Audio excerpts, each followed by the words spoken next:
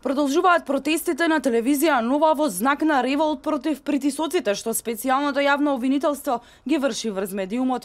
Брендираното мобилно студио заедно со вработените на ТВ Нова пред СЈО со едночасовен мирен протест, подржан од граѓани, представници од бошњачката заедница и вработени во компаниите на Кочан, испратија порака да престанат притисоците врз медиумите.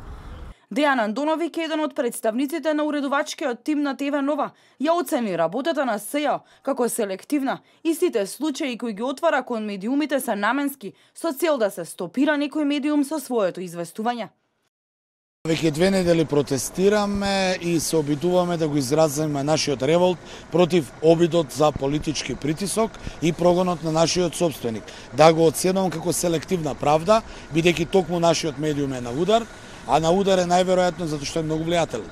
Дадовме писмо до ОБСЕ, се уште немаме никаков одговор, до Меѓународната федерација на новинари не добивме никаков одговор, но ние сме трпеливи, ќе чекаме. Во секој случај, секојдневно имаме право и обврска пред самите себе да го изразиме својот револт, бидејќи ТВ Нова работи професионално, со сите стандарди, доста е влијателно и нема да дозволи и нема да подлегне на обидот и на политичките притисоци со кои во моментов се соочува.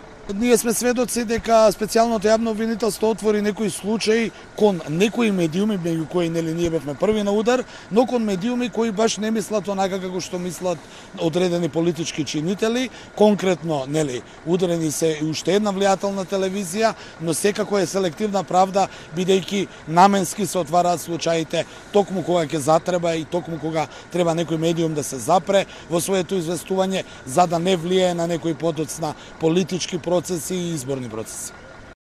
Подршка за телевизија Нова стигна од новинарски здруженија, граѓански асоциации, медиумски работници и гледачи на телевизија Нова.